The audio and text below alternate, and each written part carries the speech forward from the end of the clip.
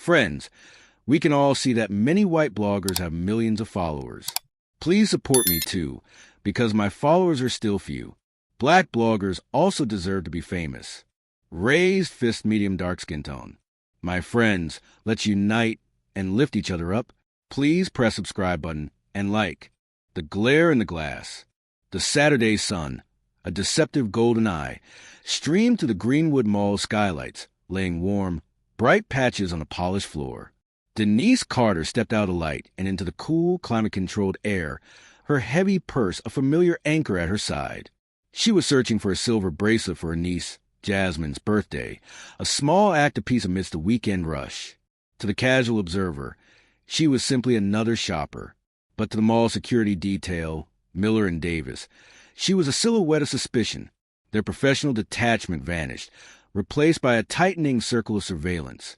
They were joined by Officer James Raines, a patrolman whose presence radiated a self-proclaimed, swaggering authority.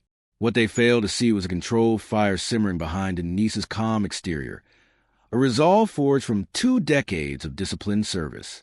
She felt a brief sense of relief as she scanned the storefronts, murmuring, "Something unique." That tranquility shattered when she caught the guard's reflection in a window display. Miller, the taller one, spoke into his radio, his gaze fixed. Black female, brown leather bag, blue sweater, keeping eyes on. Denise's heart hammered, her jaw tightening. Years on the force had made her an expert in surveillance and in being targeted. Determined not to let them ruin her day, she stepped into Crystal's boutique, a high-end jewelry store. The sweet, cloying scent of vanilla perfume wore with a palpable tension in the air. Linda, the store manager, met her with a stiff, professional smile. "Can I help you?" she asked, her tone already sharp with preemptive judgment. "Just browsing, thanks," Denise replied, her voice steady. She moved a display of delicate charm bracelets, the exact kind Jasmine wanted. But Linda loomed, her eyes darting repeatedly between Denise and her heavy purse. "These are all locked cases," Linda announced, her voice too loud for quiet boutique. "Items can only be removed by staff." Denise felt the heat climb her neck. "I'd like to see that silver bracelet with the butterfly charm," she said, forcing calm into her tone. Linda hesitated, her hands visibly trembling as she unlocked the case. "Excuse me," Linda interrupted, her voice rising now. "I need to see inside your bag. A piece of jewelry is missing from this case." The boutique fell silent. Shoppers turned to stare. Linda's confidence swelled as Miller and Davis entered the store, flanking her. "I haven't touched anything except the bracelet you just showed me," Denise replied, her hand shaking not from fear but from cold, building fury. "Ma'am, please cooperate," Miller said, stepping closer, his hand resting conspicuously on his radio. "Empty your bag on the counter." Denise straightened, feeling the familiar mantle of authority settle over her shoulders, the instinct of veteran officer taking over the irritation of civilian. "I will not. You have no right to search my personal property without probable cause." Davis shifted nervously. Linda's face flushed crimson. "Either show us what's in the bag, or we'll call the police." "This is harassment," Denise stated firmly. "You're targeting me because I'm black, and I will not submit to this humiliation." Miller moved closer, his attempt at intimidation clumsy. "Last chance. Open the bag, or things get complicated." "I'm not opening anything." Denise stood her ground, her voice steady. "You have no right, no probable cause, and no evidence. Back off." Miller grabbed his radio. "Code 10 at Crystal's boutique." Subject refusing to comply, requesting police backup. The air crackled. Linda wrung her hands, uncertainty now clouding her certainty.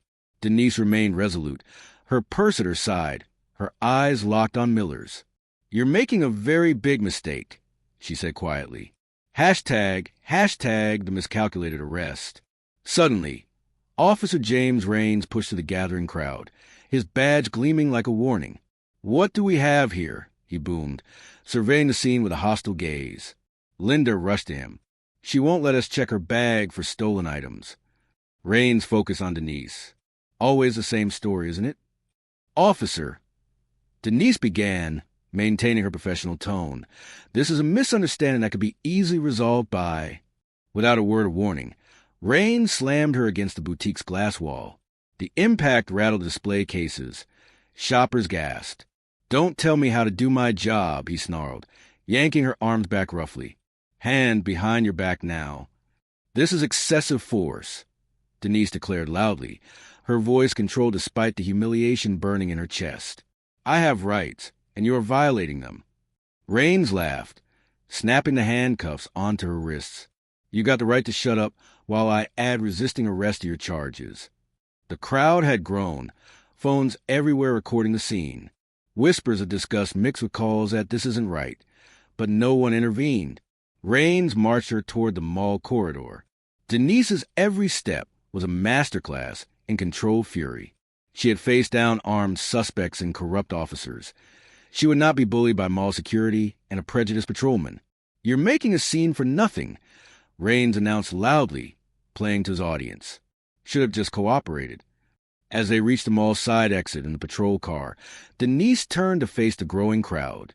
"Before this goes any further, Officer Rains, I think you should know something." "Save it for booking," he snapped, reaching for the car door. "I'm Captain Denise Carter, 15th Precinct." Her voice, steady and clear, carried across the parking lot. "My badge is in my front pocket, which you would have known if you bothered to ask for identification before assaulting me." The crowd murmured, moving closer, phone still recording. Rains hesitated, then roughly patted her pocket. His hand froze as it encountered the familiar, solid shape of a police shield. Slowly, he withdrew it, the gold badge catching the harsh afternoon light. "This is fake," he declared, but his voice had lost its authority, replaced by a desperate tremor. Another charge, impersonating an officer. The crowd's reaction was immediate and vocal. "She's a captain," someone shouted. He arrested a police captain for shopping. Denise felt a surge of cold strength. "I suggest you remove these handcuffs, officer, before you dig yourself any deeper." Rain's face turned an ugly shade of red. He realized his colossal miscalculation, but instead of retreating, he grabbed her arm again, trying to force her into a patrol car. "You're just making it worse for yourself," he growled. Fake badge, resisting arrest, interfering with an officer.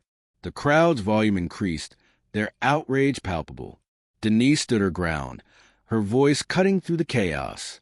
"Every second of this is being recorded, officer. Every abuse of power, every violation of protocol. Are you sure you want to continue?" The anger swelled. "Let her go!" A shout rang out from the back, and the cry was picked up, echoing to the mall like a unified protest. Rains shifted uncomfortably, clearly unsure how to proceed.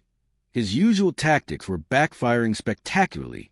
"Officer, perhaps we should move the situation inside," a voice called out. Patricia Wells, the mall's PR director, approached, her face a mask of panic. "There's nothing to move inside," Denise stated firmly. "These handcuffs need toes the chaos unfolded." Denise felt a profound sense of empowerment. She had faced down the system, and the truth was about to spill out. Yet, a chilling thought crossed her mind. What if the forces she was up against, the systemic prejudice, the institutional protection, were more powerful than she anticipated? Were they powerful enough to stop at nothing to silence her, even now? The crowd's chants faded as Denise's mind raced. The stakes were higher than ever. She had to tread carefully. The fire within her was strong, but the battle was far from over. Just as she was about to step forward and address the crowd, a figure emerged from the shadows, a familiar face that sent a shiver down her spine. "Captain Carter," Officer Rains called out, his voice now laced with malicious disdain. "You think this is over? You have no idea what you're getting into." Denise's heart pounded as she locked eyes with him. "You're making a mistake, Rains," she replied, her voice steady despite the fear creeping in. But as he stepped closer, a sinister smile on his face, she realized this was just the beginning of a much larger, darker fight. "Come off now." The crowd erupted in support.